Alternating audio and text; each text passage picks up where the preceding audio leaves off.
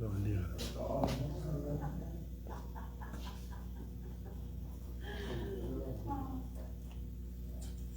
Sí. Vamos a la Biblia, hermanos, Isaías, capítulo 43. Isaías 43. Sí. Del 10 al 11.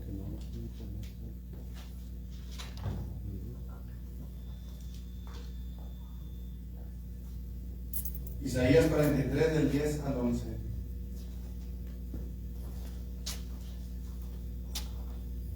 ¿Me tienen que ponerme cuando lo tengan? Sí. Ok, dice la palabra del Señor de la siguiente manera: vosotros sois mis testigos, dice Jehová, y mi siervo que yo escogí, para que me conozcáis y creáis que entendáis que yo mismo soy. Antes de mí no fue formado Dios, ni lo será después de mí. Yo Jehová, y fuera de mí no hay quien salve. Vamos a orar. Padre, en el nombre de Jesús te damos gracias, Señor, por tu gran misericordia, por tu gran amor para con nosotros, por tu gran fidelidad, porque no nos has dejado solos, porque podemos alabar y glorificar tu nombre, porque podemos estar en tu casa, Señor, y podemos, Señor, participar de la bendición de oír tu palabra, y sobre todo, Señor, podemos esperar que tu Espíritu Santo llene nuestras vidas cada día, Señor. Esta es una petición, Señor, que tenemos delante de ti. Llénanos de tu Espíritu Santo. Habla nuestro corazón. Ábrenos las Escrituras, que podamos entender, Señor, tu palabra, y que podamos no solamente entenderlas, sino ponerlas por obra en nuestras vidas, Señor, en el nombre de Jesús. Bendice este estudio, Señor. Bendice a los que ya estamos aquí. Bendice a los que probablemente vengan en camino, Señor. Apresura sus pasos, Padre, y quita todo estorbo del camino para que puedan llegar a tiempo, Señor, para seguirse edificando junto con nosotros, Señor. En el nombre de Jesús también reprendemos toda obra de las tinieblas. Te pedimos que limpies los aires, que limpies nuestras vidas, que limpies este lugar, este altar. A tus siervos, Padre, que nos ayudes, Señor, para que todo lo que aquí hagamos sea todo para gloria, honra y alabanza de tu nombre, Señor, en el nombre de Jesús. Amén. ¿Pueden sentarse, mis hermanos?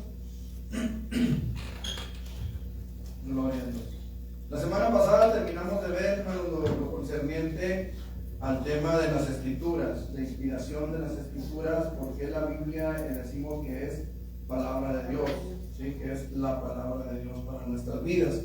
Obviamente muchas de las cosas que Jesús hizo, por ejemplo, no están registradas en la Escritura, ¿sí? Dios sabrá el propósito del por qué. Pero Juan dijo que si todo lo que Jesús hizo se tuviera que escribir, dice, pienso que no cabrían los libros que tendrían que escribirse en el mundo, porque Jesús hizo muchas cosas que no quedaron registradas, ¿sí? Ahora, hay muchas cosas que en la Biblia no se detallan. En la Biblia no es un libro que da muchos detalles en cuanto a muchas cosas. Solamente, hermano, podemos entender que la Biblia es un libro que está completo, tal como está, aunque le falten algunos detalles que a lo mejor nosotros no podemos rescatar en la historia. Sin embargo, lo que se ha escrito es suficiente para nuestra salvación, y ese es el propósito de la Escritura: llevar al ser humano a la salvación. Lo que en ella está escrito es suficiente. No necesitamos agregarle más, no necesitamos quitarle nada. La Biblia está completa tal como está. ¿Estamos? Ok. Digo esto, hermanos, porque de repente hay personas que dicen que si usted no lee ciertas revistas que ellos promueven, usted va a estar en tinieblas aunque tenga la Biblia. Ah, nos escuchamos, hermano, por acá. Ok. Ok. A ver ahí. Ok. Entonces decíamos, hermanos, que hay ciertas personas, ¿verdad?, que tienen esta doctrina, que usted puede leer la Biblia y leer esas revistas que ellos promueven y usted va a tener luz. Usted puede leer esas revistas y no leer la Biblia y tener luz. Pero si usted solamente lee la Biblia y no lee esas revistas, entonces usted va a estar en oscuridad, no va a tener la luz, la revelación de Dios. Entonces esto es un error, y más que un error es una herejía, una total herejía. Amén. La Biblia por sí sola habla a nuestras vidas, y esto también la convierte, hermanos, en un libro vivo para nosotros. Usted puede leer un versículo cientos de veces, y ese versículo cientos de veces le va a enseñar algo diferente. Ahí está la historia, hermanos, de un hombre un pastor, me parece que fue en Alemania o en Rusia, no recuerdo en qué parte de estas dos, que le arrebataron su Biblia en medio de un culto. Él estaba predicando y le arrebataron su Biblia, y en el forcejeo una de las páginas se rompió y solamente le quedaron, por un lado del pedazo que él se quedó, le quedaron 2 versículos de Juan, y por el otro lado le quedó un versículo del mismo evangelio. Y en esos 3 versículos el hermano estuvo predicando a lo largo de más de un año, hasta que logró hacerse de otra Biblia, porque obviamente la Biblia estaba prohibida en ese lugar, por eso se la quitaron. Entonces, con esos 3 versículos el hermano pudo predicar aproximadamente un año y pelito, de esos 3 versículos. Sermones diferentes cada domingo, por supuesto, no era el pan mismo, el pan con lo mismo todos los domingos. Entonces, es interesante cómo la Biblia cobra vida por sí sola. Amén. Ok, hoy nos toca ver, hermanos, una doctrina más, la segunda doctrina de nuestras 16, que es el único Dios verdadero. Creemos en un único Dios verdadero. Amén. Dice la palabra del Señor, ya lo leímos, el capítulo 43, versículo 10 de Isaías. Vosotros sois, ¿qué dice ahí? Mis testigos. Vosotros sois mis testigos. La pregunta es, ¿qué es un testigo? ¿Qué es un testigo? Alguien que porque vio, porque sintió, porque probó, porque escuchó algo, es testigo de un evento, de un hecho, de una situación. ¿Sí? Ok, entonces dice, vosotros sois mis testigos. ¿Quién de nosotros ha probado la gracia, la fidelidad, la misericordia de Dios? Yo creo que los que estamos aquí. ¿Sí?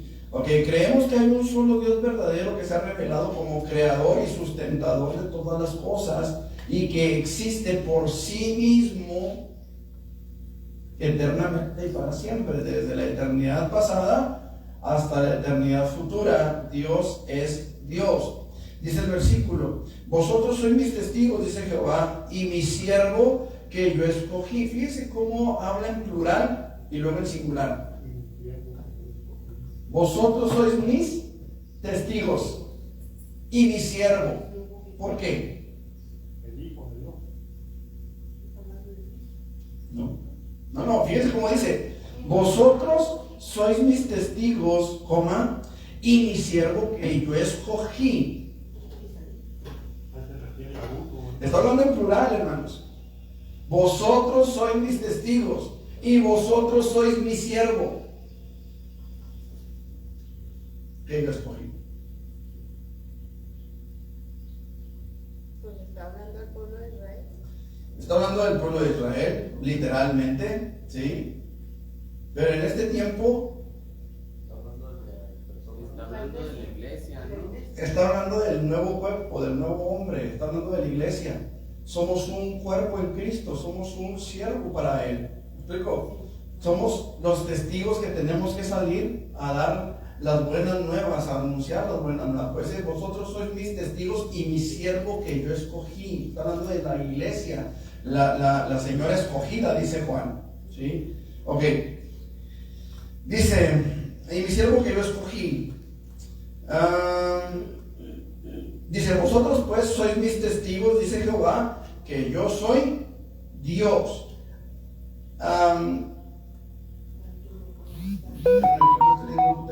Si yo anuncié, yo Jehová, dice, y fuera de mí no hay quien salve. Me estaba tragando el versículo 11, ¿verdad? Me estaba comiendo. Y fuera de mí, dice, no hay quien salve. No hay otro Dios y no hay otra manera de ser salvos excepto solamente en la gracia del Señor, solamente por Dios, solamente por la obra que Jesús hizo en nuestras vidas. Si a usted le dicen que tal o cual religión, si a usted le dicen que tal o cual persona, si a usted le dicen que tal o cual acción es lo que lo va a llevar a la salvación, bueno, eso es una mentira. La Biblia es clara cuando dice que solamente Dios es el Salvador. ¿Estamos? Fuera de mí, dice Dios, no hay quien salve. Fuera de mí no hay quien salve. Ok. ¿Cómo? Pudiéramos ser testigos ahorita que, bueno, con nuestra salvación,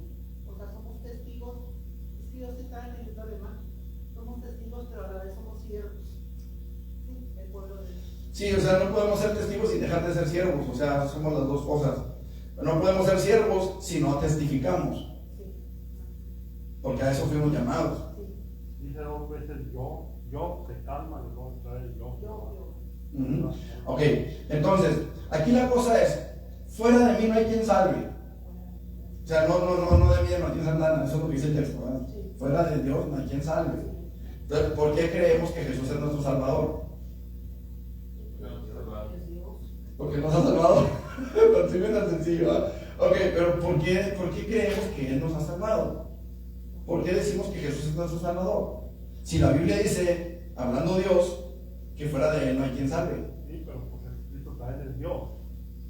Ok, pero estamos diciendo que creemos en un único Dios verdadero. Porque dice Juan que el Padre y yo uno somos.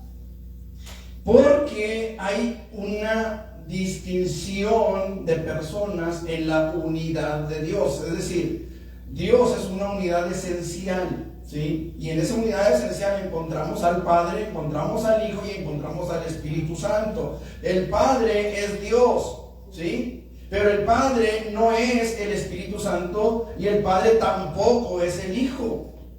El Hijo es nuestro Salvador, es nuestro Dios. Pero el Hijo no es el Padre. El Hijo no es el Espíritu Santo. El Hijo es el Hijo. Y el Espíritu Santo es Dios. Pero el Espíritu Santo no es el Padre y el Espíritu Santo no es el Hijo. Procede de los dos, puesto que el Hijo dijo, si yo me fuere lo enviaré, ¿sí? Y yo rogaré al Padre y os dará.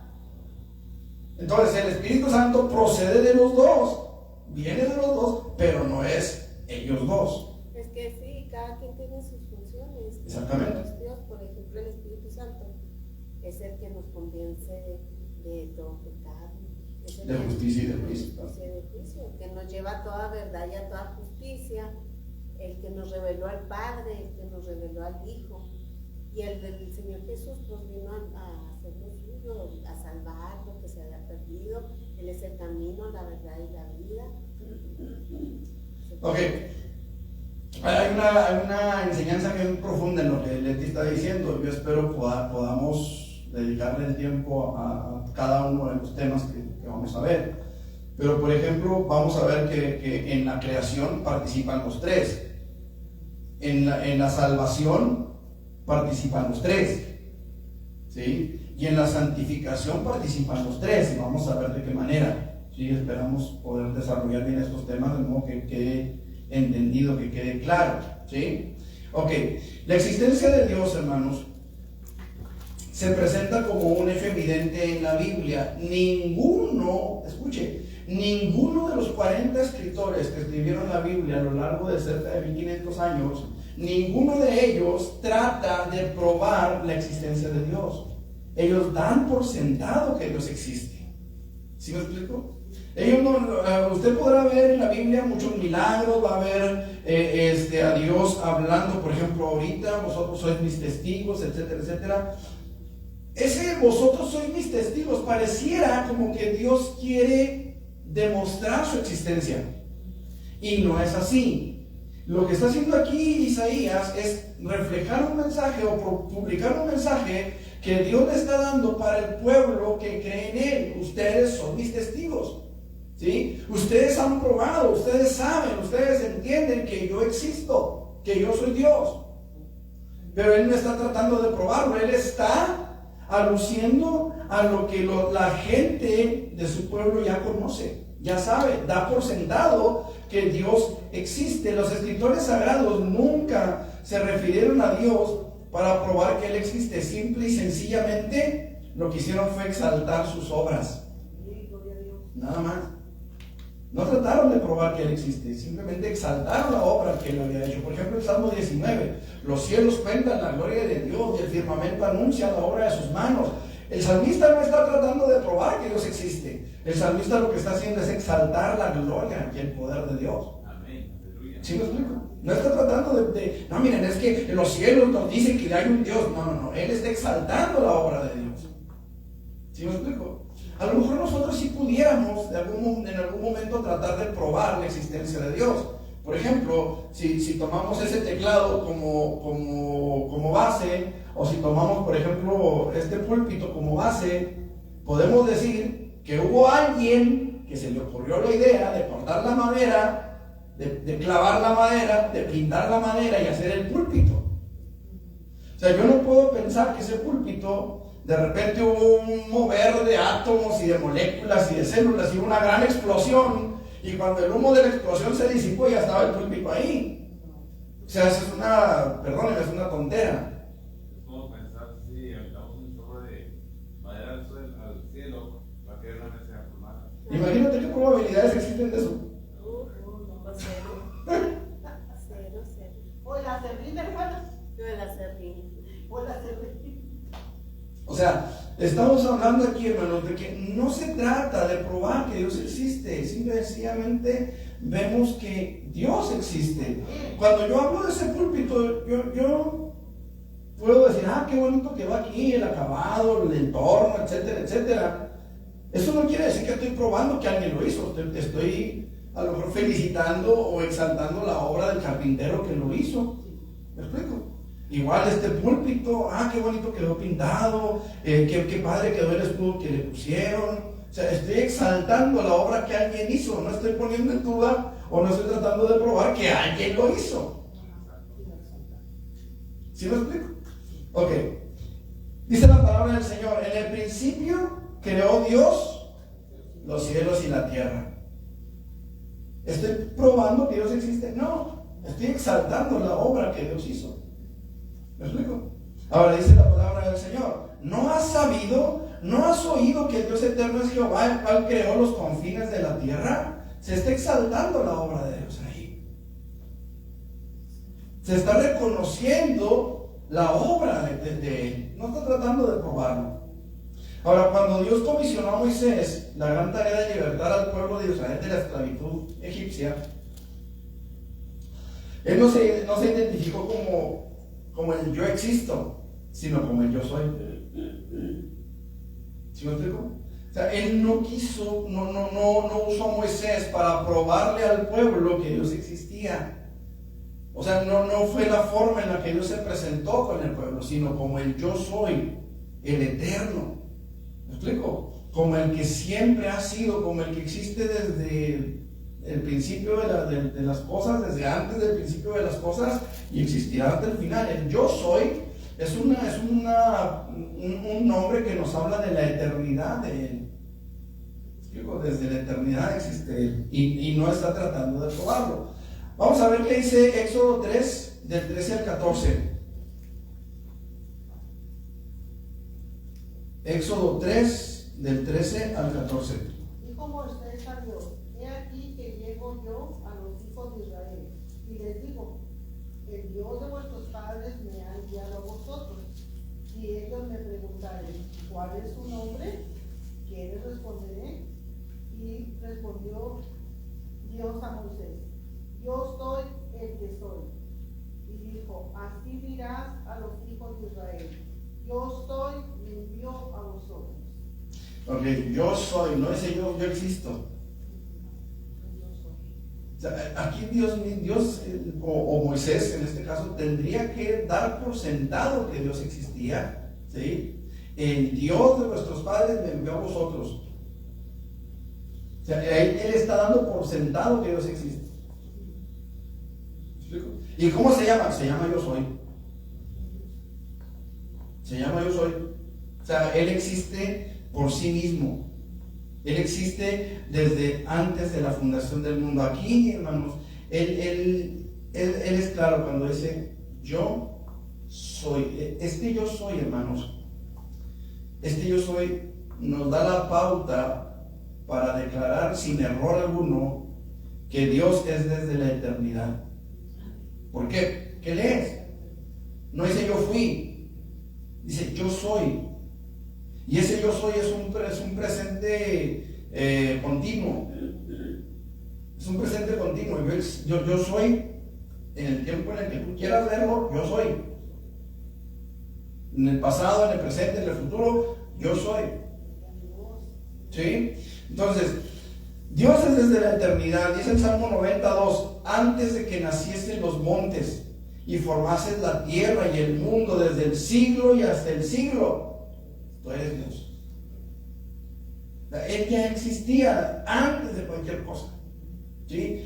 Y lo vamos a ver cuando veamos Génesis 1:1 con detalle, ¿sí? Ahora, su ser, el ser de Dios, no depende de la existencia de otros seres. Nosotros sí. Si sus padres no se hubieran unido en su carne, en su físico, usted no estaría aquí. ¿Sí me explico? Si usted, o si sus padres, mejor dicho, no se hubieran casado entre ellos, que se hubieran casado con personas diferentes, ellos habrían tenido hijos, ¿verdad? Por la gracia de Dios hubieran tenido hijos, pero usted no habría nacido. ¿Sí me explico? Usted, su persona, usted quién es, usted no habría nacido. Aunque su padre se hubiera casado con otra persona que no fuera su mujer y hubiera tenido hijos, usted no habría nacido. Usted sí, su existencia sí depende o dependió de otras personas que fueron sus padres. Si sus abuelos no se hubieran casado con las personas que se casaron, usted no habría nacido. ¿Sí me estoy explicando? Dependemos de todas las generaciones que vinieron detrás de nosotros, antes que nosotros. De todas esas generaciones, hasta Adán y Eva, o hasta Noé, si quiere ya venirse más cerquitas. De ahí salimos nosotros, desde allá dependemos, desde allá viene, hermanos, nuestra dependencia de otros para estar hoy aquí. En el caso de Dios, Dios no depende de nadie más para existir. Él puede terminarse el mundo, puede morir toda la raza humana, puede no haber existido la raza humana y Él seguiría siendo Dios. Él seguiría siendo Dios, Él seguiría estando en su trono, Él seguiría gobernando, Él seguiría rodeado de gloria y majestad. Él seguiría siendo Dios. Él no depende ni de usted ni de mí. Hay gente que, no, es que aquí no se siente Dios, aquí no está Dios. ¿Quién te dijo que su existencia depende de ti o de tu parecer? A ver quién ha visto a Dios, a ver quién ha conocido a Dios, quién ha ido al cielo, quién ha ido al infierno. O sea, ¿quién te dice que tu existencia depende de tu parecer, de lo que tú piensas?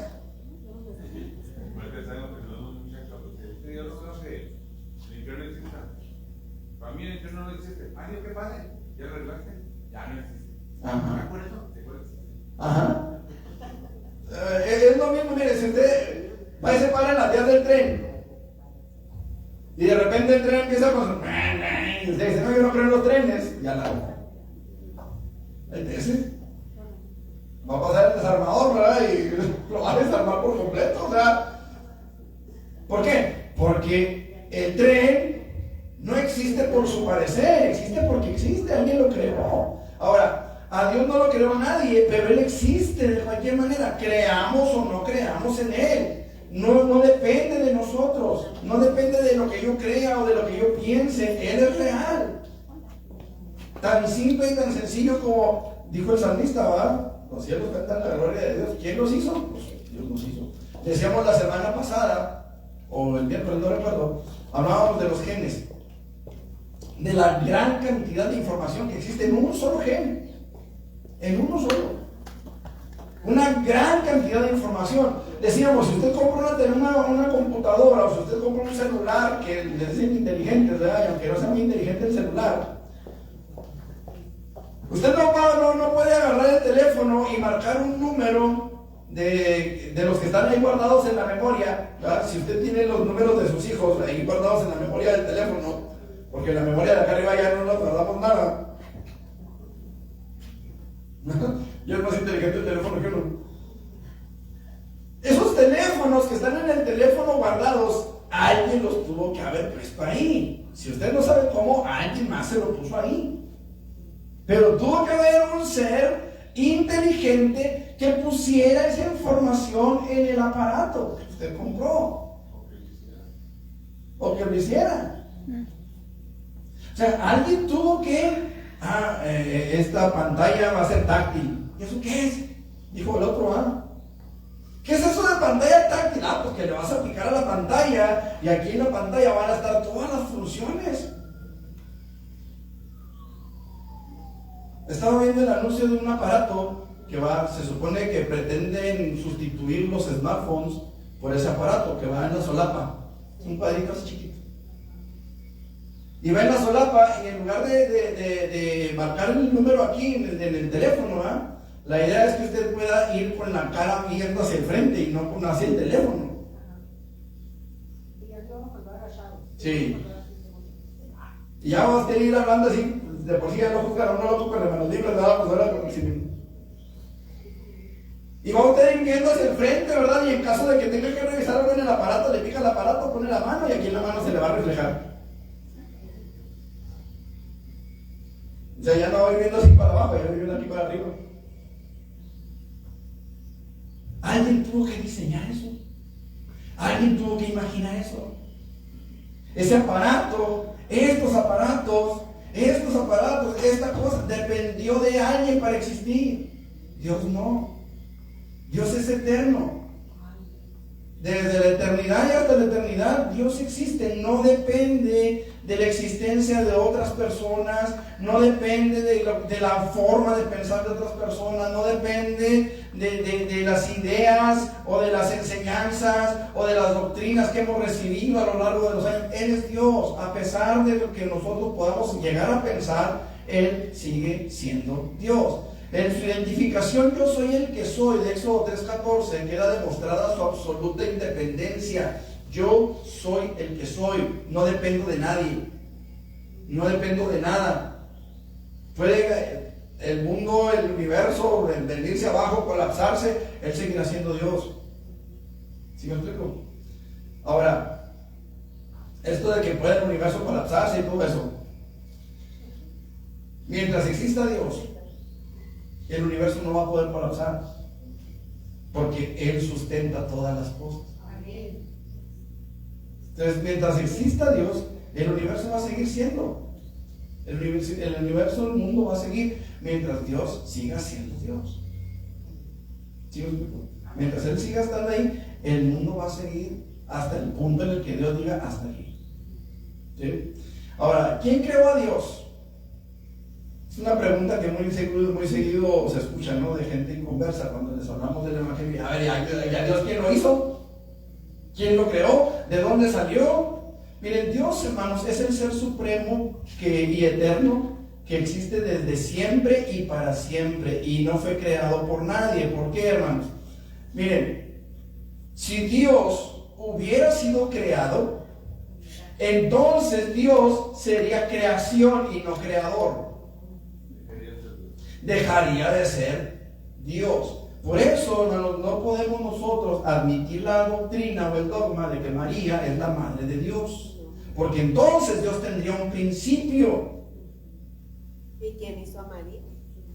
Ahora, exactamente, ¿quién hizo a María? En cierta ocasión yo le pregunté a un muchacho en la maquila, porque estaba aferrado con eso, y le dije, si María es la madre de Dios, entonces ¿quién es el padre de Dios? Porque María es una mujer. Y una mujer por sí sola no puede engendrar, necesita algo más. ¿Cierto o falso? Le dije, entonces, si María es la madre de Dios, ¿quién es el padre? Y me dijo, José. Claro que los demás que estaban ahí me agarraron una valla, ¿verdad? Porque, o sea, estaba echando por tierra el dogma de la virginidad eterna de María. Entonces, ahí hay una contradicción tremenda, ¿no? Pero el punto es este, hermanos. ¿Quién creó a Dios? Dios no fue creado por nadie, al contrario, Él es el creador de todas las cosas. Dios siempre ha sido y siempre será. No tiene principio ni tendrá fin jamás. ¿Qué dice Apocalipsis 22:3?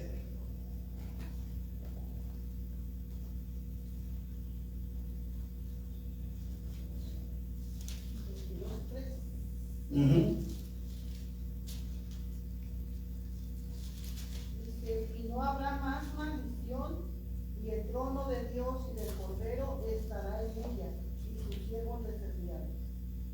22:3. 22:3. Le entró Satanás en Judas, ¿verdad? No, Porque está en otro libro, hermano. Sí, es Apocalipsis 22:3. Dice, y no habrá más maldición, y el trono de Dios y el Cordero estará en ella, y sus siervos le servirán. ¿Hasta cuándo? Ese le servirán está en un verbo en futuro, ¿sí? Apuntando al futuro. No tiene un fin. No dice le servirán hasta el fin de los días, no dice hasta el fin de las devastaciones, como dice Daniel, ¿verdad? No, dice le servirán, sus siervos le servirán. El trono de Dios y del Cordero estará ahí. Está hablando, hermanos, de un verbo en futuro que no tiene un fin, no tiene un límite, no tiene un tope. Todo lo que vemos y conocemos en este mundo, hermanos, tuvo un comienzo y fue creado por alguien. Y realmente todo lo que vemos en este mundo, hermanos, tiene un fin, no es eterno, ¿sí? Tiene un principio, tiene un fin. Fue creado por algo o por alguien.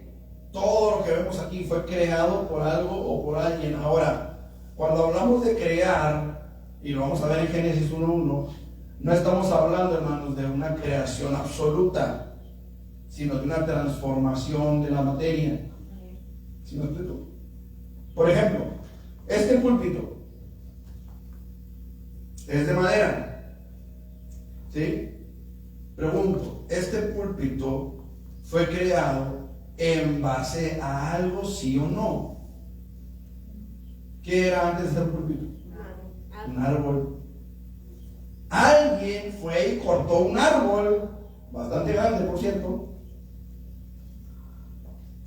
Alguien transportó ese árbol a un aserradero.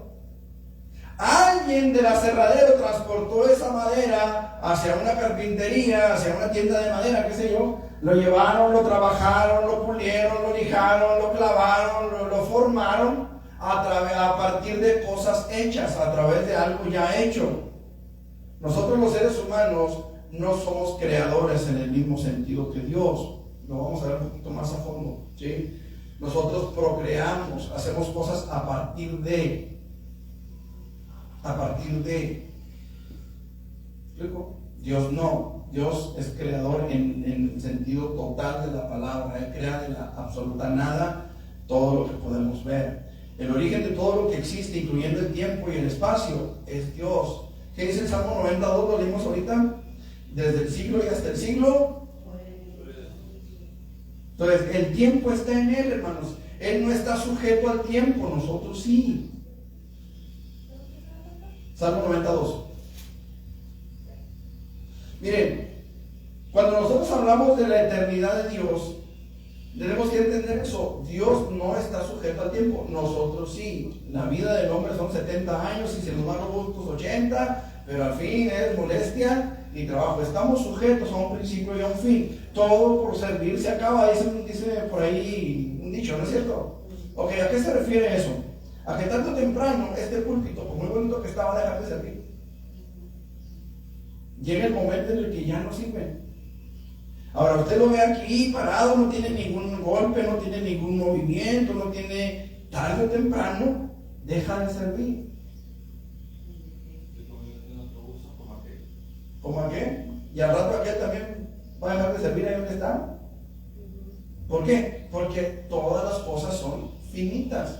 Un mueble, un carro, una troca. Usted va a la agencia, compra su carro de 800,000 pesos, ya nomás cruza la puerta, ya vale 20% menos, y conforme lo va usted usando, ese vehículo se va desgastando, los fierros van sufriendo desgaste, hay que cambiarlos, y es fierro, es acero, son fierros resistentes, pero llega el momento en el que se llenan los yonques.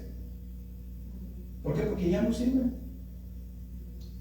Son fierros que sufren desgaste. Entonces todo tiene un límite. Ahora, si Dios hubiera sido creado, no sería Dios y tendría un límite. Tendría un principio y un fin.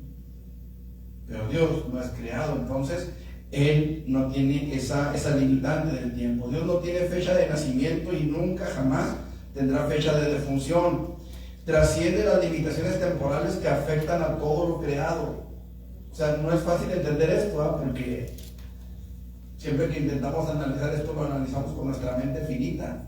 Aún nuestra mente tiene limitantes.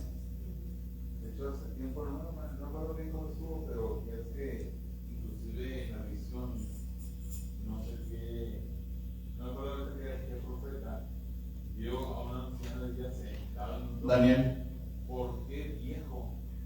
Si Dios no tiene edad, si Dios no se envejece, ¿por qué ve a un anciano sentado en el trono? Ok, ¿es pregunta? Ok. Si nosotros analizamos con cuidado, no dice viejo, dice anciano. ¿Sí? Y hay mucha diferencia entre un viejo y un anciano. ¿Sí? ¿Cuál es la diferencia, hermanos? Que el anciano tiene sabiduría, tiene entendimiento. El viejo Es viejo. tiene demencia de qué? Ah, viejo. El viejo es viejo. ¿Sí? Ahora, cuando Daniel dice al anciano de días, la Biblia tiene varias referencias en las que habla de que al anciano lo vas a tener en reverencia. Ante el anciano te pondrás de pie, dice la Biblia. Te pondrás respetarás, dice, honrarás, dice, las canas del anciano. Entonces, ahí de lo que está hablando es de la dignidad del que está sentado en el trono. ¿Y no su cabello será blanco? Por ejemplo, de hecho viene Daniel 7:9. Sí. Sí. Pero ahí de lo que está hablando es de la dignidad de aquel que está en el trono. Y en cuanto al cabello blanco, pues la Biblia dice que tiene el cabello negro que es como el cuerpo, ¿verdad? Y su cabello rubio, dice, señalado entre 10,000, entonces. Y el pelo de su cabeza como lana gris. Ajá. Sí, o sea, ahí está hablando de la dignidad que tiene, del derecho al respeto que él tiene, de que él es digno de ser respetado, de ser honrado, de ser venerado. Sí, yo creo que habla de esas virtudes y no del físico. No físicamente. Acuérdense que Dios no tiene un cuerpo como tal. El que tiene cuerpo como tal es Jesús. Y lo vamos a ver más adelante también con la visión de Isaías, etcétera, etcétera. Pero aquí el punto es en cuanto al anciano de días, habla del respeto que merece, de la honra que merece, de la veneración que merece por ser el que está en el trono. Sí, y es que muchos pasajes de la Biblia no lo podemos tomar literales porque son enseñanzas. Por ejemplo, Cantar de los Cantares. Su cabello rubio, dice, señalado entre 10,000. Y le dice su cabello negro, crespo, como el cuervo. Sí, como es. Sus hijos como cabras recién lavadas. Bueno, ahí está hablando de la tsunamita, ¿no? Sí. Pero refiriéndose al amado. Pero igual son Sí, o sea, refiriéndose al amado, habla del cabello rubio y habla del cabello negro, o sea. sus dientes como cabras. Ah, caray. Todas ceniferitas. Sí, Por eso necesitamos estudiar los libros poéticos y darnos cuenta cómo está la poesía hebrea, ¿no? ¿A qué se refiere? Que Dios me ayude porque ahora se pasa en el instituto. Pues es que viejo, por ejemplo, cuando Adán y Eva pecaron, que dice y envejecerán, ¿verdad? O sea, y uno de los signos de envejecimiento son las líneas de expresión, las arrugas. Es un signo de envejecimiento, ¿no? Que Dios, pues, en toda su hermosura, Dios. Sí, lo curioso es que ahí en el anciano de días no menciona sus arrugas, menciona su cabello blanco. Eso le digo, nada más el cabello, la diferencia entre viejo y anciano. Yo lo relaciono con sabiduría, con inteligencia, hizo todas las cosas, siendo que sabe lo que hizo. Sí. Ok. Los ancianos eran hombres de conocimiento. Eran hombres de conocimiento, de sabiduría, que te podían aconsejar en la iglesia. Bueno, ya estamos hablando ya de ancianos en las iglesias, ¿no? En las iglesias del Nuevo Testamento. Ok, volvemos al tema, hermano, porque se nos va el tiempo. Decía, Dios existe fuera del tiempo y no tiene principio ni fin. Él es inmutable, no cambia con el paso del tiempo. Él es hoy, tal como ha sido siempre y será así por toda la eternidad. Jesucristo es el mismo ayer y hoy y por los siglos. Es un ser trascendente y soberano que está más allá de nuestra comprensión finita. No podemos entenderlo, ¿sí? ¿Cuánto tiempo vivió Dios en la soledad antes de crear el universo? Eternamente. Nosotros podemos quizá, hermanos, Y eso yo lo tengo mucho en duda, ¿verdad? Porque dicen, no, que esto tiene cientos de millones de años y esto tiene 15 cuantos millones de años. Hace algunos años leí un artículo, aquí en Texas se formó un arroyo, un arroyo, una grieta. Fueron los geólogos a hacer los estudios correspondientes y dijeron que esa grieta tenía alrededor de 100 millones de años. Y los que vivían ahí dijeron, tiene 15 días.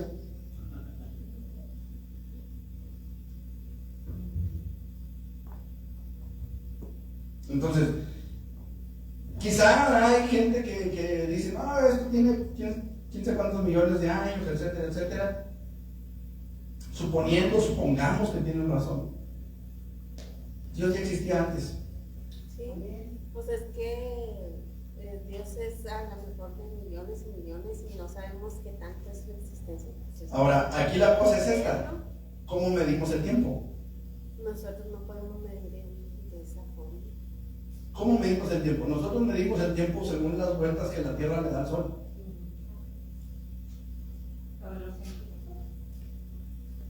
O sea, así lo medimos el tiempo. Pues los científicos en base a eso hacen sus cuentas de, no, pues la Tierra le dio 800 vueltas al Sol antes de esto. Bueno, yo no sé, yo no estaba ahí. Yo siempre les digo, yo no estaba. Yo no sé realmente cuántos años tiene porque yo no estaba. Le digo a mi esposa, porque estábamos viendo un video sobre dinosaurios, de que cómo el dinosaurio macho se apareaba con la dinosauria hembra y que si no se apareaba con un poco de él porque se lo comía y que no sé qué, y hacían ahí un baile entre los dinosaurios de cortejo. Y dije, mira, qué padre puede haber estado ahí para ver eso, porque ¿cómo lo saben ellos? Yo no sé quién es el más viejo de su casa, ¿verdad? Que fue y vio cómo los dinosaurios se cortejaban y lo hacían, porque cómo bailaban entre ellos, cómo lo saben. O sea, que existieron no podemos negarlo, porque ahí están los huesos. Pero ¿cómo saben los científicos cómo bailaba el macho para conquistar a la hembra? No lo saben y no lo sabremos. ¿Saben qué? No, el único que lo va a saber es Dios, porque Él existía antes que ellos estuvieran ahí. Él fue el que los creó. Y Él sabe realmente cómo era el apareamiento, Él sabe realmente cómo era la vida, Él sabe realmente cómo era el nivel de oxígeno que había. Él es el que lo sabe. Nosotros podemos sacar una y mil conjeturas, pero el único que lo sabe es Él. Amén. Ahí entra el anciano de Dios. De hecho, inclusive los 24 ancianos alrededor del trono, simbolizando sabiduría, porque un privilegio estar alrededor del trono. Liderazgo, sabiduría, Así es. ¿sí? Prudencia, entendimiento. Algo también que viendo sobre el tiempo celestial, los ángeles siempre se muestran como un varón. Entonces, y apareció un niño, o apareció un grandulón, O una mujer. No, un varón. Y eso, yo creo que dio una estatura estándar, ¿verdad? Se piensa que, bueno, según los judíos, ellos no visualizan a los ángeles o no se imaginan a los ángeles con alas o con ellos lo ven como personas, una persona normal, ¿sí? Ok, ese es el punto y seguido, dice por ahí, ¿va? Ok, Dios es trascendente y soberano y está más allá de nuestra comprensión finita, ¿eso sí lo entendemos? Amén. Ok, es creador de todas las cosas, es creador de todas las cosas, todo lo que existe es por Él. Usted me dirá, entonces ese púlpito lo hizo Dios. Bueno, Dios hizo la materia para hacerlo y puso en el hombre creatividad. Acuérdense que fuimos hechos como a imagen y semejanza de Dios. Él es creador absoluto, nosotros creamos porque esa figura, esa imagen puso Dios en nosotros. Parte de su esencia es esa, ¿sí? Ok, ahora vamos a ver Salmo 33:6, ¿qué dice? Vamos a leer todo el Salmo 33.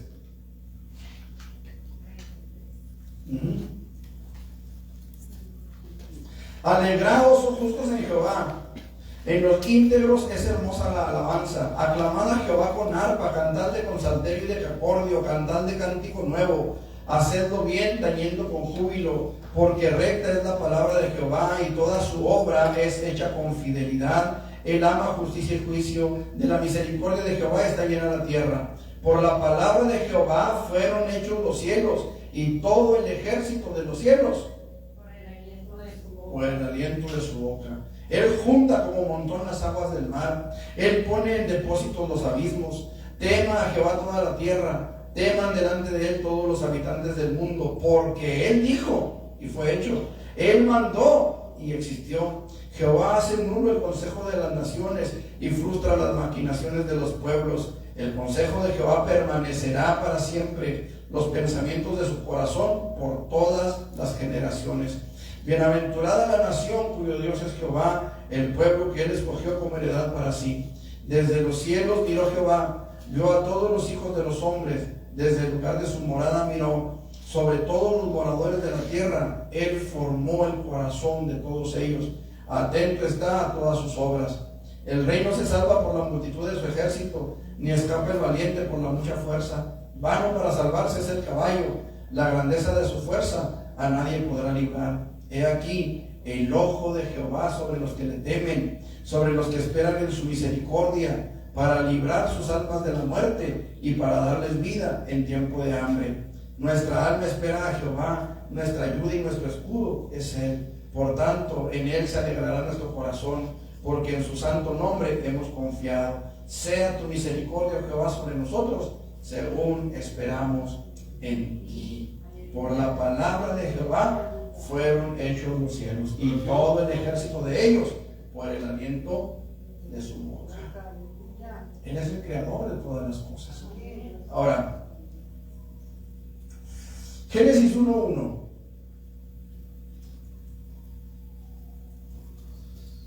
Vamos a ver si pensamos a ver Génesis 1:1.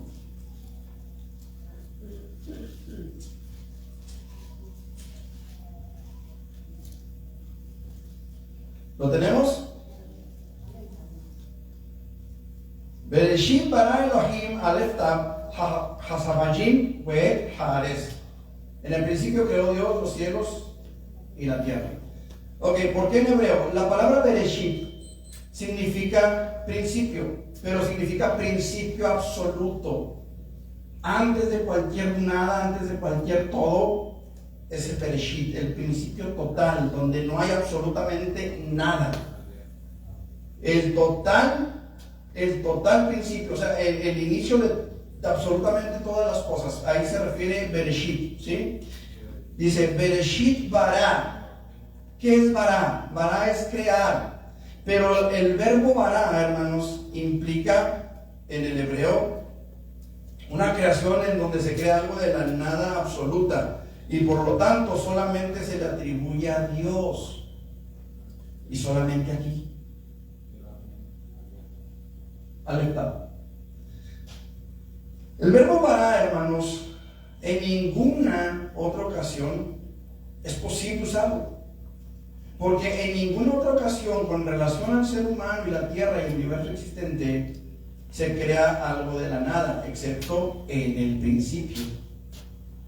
¿Sí? O sea, Dios creó todo de la absoluta nada, de la nada absoluta. ¿Sí? Solamente se le atribuye a Dios ese verbo.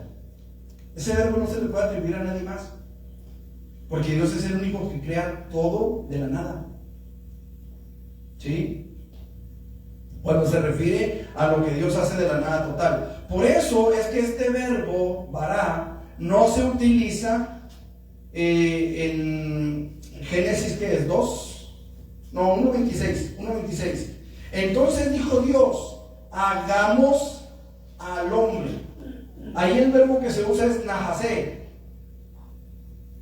No es lo mismo que bara. Es nahasé. ¿Qué significa hagamos?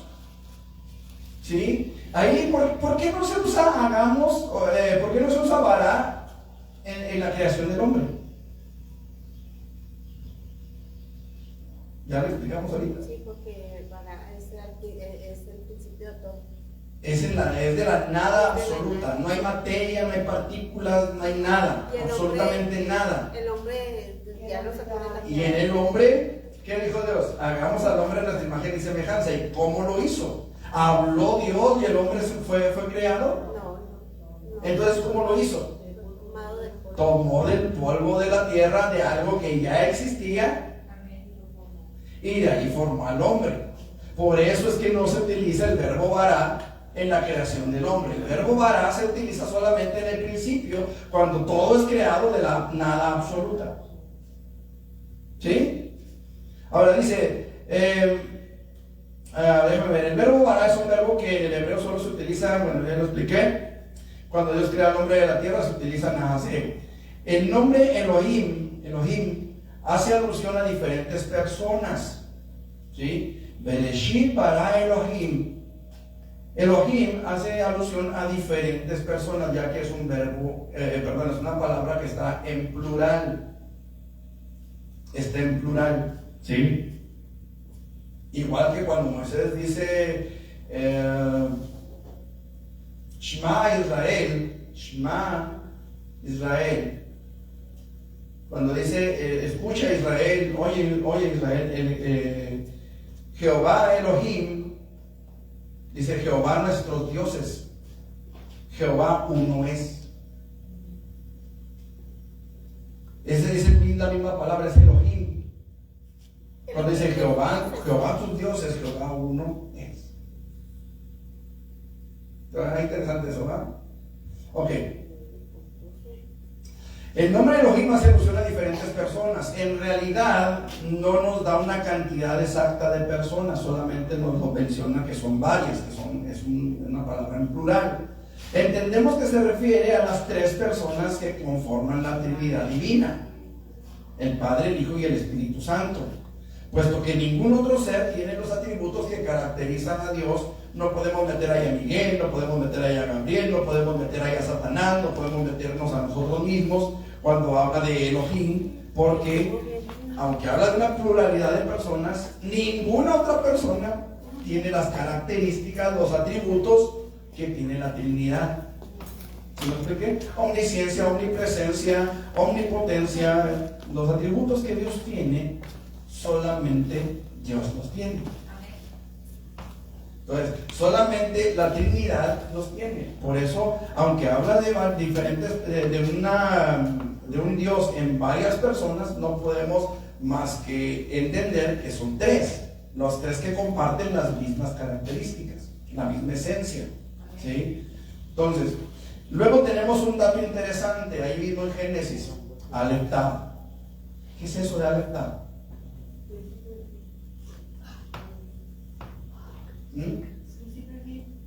Sí. De hecho, Aleph Tav son dos letras, hermanos, del alefato hebreo, como el alfa y la omega del griego, del alfabeto griego. De hecho, Aleph Tav no tiene traducción, no se traduce, son dos letras que están sin traducción. Pero para que nosotros podamos entender esto, hermanos, estas dos letras en el alefato hebreo que no tienen traducción, sin embargo, Jesús mismo nos da la luz necesaria para entender ese Aleph Tav, cuando Él dijo: yo soy el alfa y la omega. Este Aleph Tav está exactamente en el centro, en la mitad del versículo. ¿Sí? Exactamente en la mitad del versículo. Hay tres palabras antes, hay tres palabras después. Génesis 1:1, hermanos, está representado en la luz de la menorá. ¿Saben lo que es la menorá? El candelabro de oro. ¿Tiene cuántos brazos? 7. 7 brazos. 3 a la izquierda, 3 a la derecha y uno en el medio. Entonces, cada brazo de la menorá habla de una palabra, una palabra que está en el Génesis 1:1. Esto lo vimos en el estudio que tuvimos sobre el tabernáculo de reunión, que creo que aquí ya no les tocó más que la mitad de ese estudio, creo. ¿Sí, verdad? La mayor parte lo vimos allá en Murphy. Entonces, esa menorá nos habla del Génesis 1:1. El Aleph Tav está en el centro, quiere decir que las otras 6 ramas brotan del alfa y la omega. O sea, la plenitud de Dios brota del centro, que es el alfa y el omega. Está interesante todo eso. Si Dios lo permite, al rato tendremos una repetición de ese estudio del tabernáculo para que ustedes también lo tengan. Ok, entonces de la misma manera que el alfa y el omega son la primera y última letra del alfabeto griego, así también el alef tav son la primera y la última letra del alefato hebreo. Ahora finalmente tenemos la creación como tal, Hashamayim, que son los cielos, o el Haares y la tierra. ¿Sí? Muy bien, ¿preguntas hasta aquí, hermanos? Ok, pensaba terminar este punto hoy, pero yo creo que lo terminamos la próxima semana. Nos queda un puntito para ver de este punto. De esta división. ¿Está bien? Vamos a hablar, hermanos, preguntas, comentarios.